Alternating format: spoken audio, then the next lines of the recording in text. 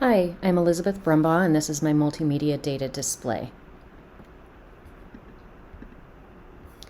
My research question and sub-questions are what can be done in a high-performance TK-12 independent school to address teacher wellness through makerspaces that could potentially serve as a model for other schools.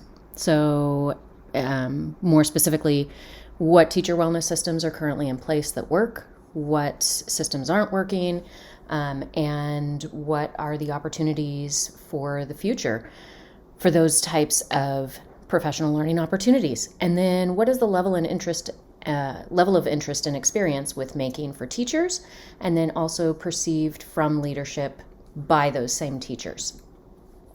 This is the data display that I have developed so far based on the data from a couple different interviews. And if we center teacher wellness in the middle, then there have really been four kinds of almost themes that have evolved. One is focused on professional development and really digging into the formal school-provided PD and the informal individually found PD and differentiating between those two and looking at the successes and fallbacks or drawbacks in each of those areas. And in looking at teacher wellness, particularly in the literature, but also it's coming out through some of the interviews, is looking at workplace wellness specifically, which is the terminology that a lot of human resources departments and literature uses. And so what are the strategies to improve workplace wellness as a whole, job embedded versus outside of work hours, what teachers' perspectives are on those particular elements.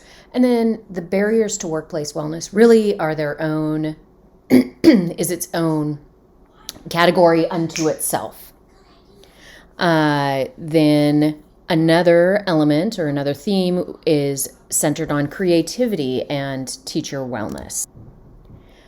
And really looking at creativity in teacher wellness, not just perceptions of creativity, self-creativity, creativity in instruction, and then creativity in professional development. Whether that looks like creativity, creative methods of delivering professional development, or the purpose of learning how to have a creative mindset, whether we call it creative confidence or something else.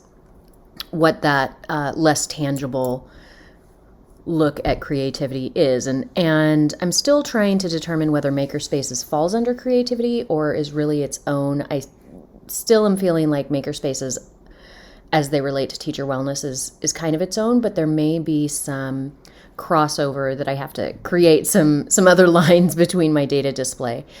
But when I've been talking with individuals and stakeholders around makerspaces, we're talking about makerspaces for instruction, makerspaces for professional development, and then also just perceptions of makerspaces, whether that is within their professional lives or the feeling of usefulness personally.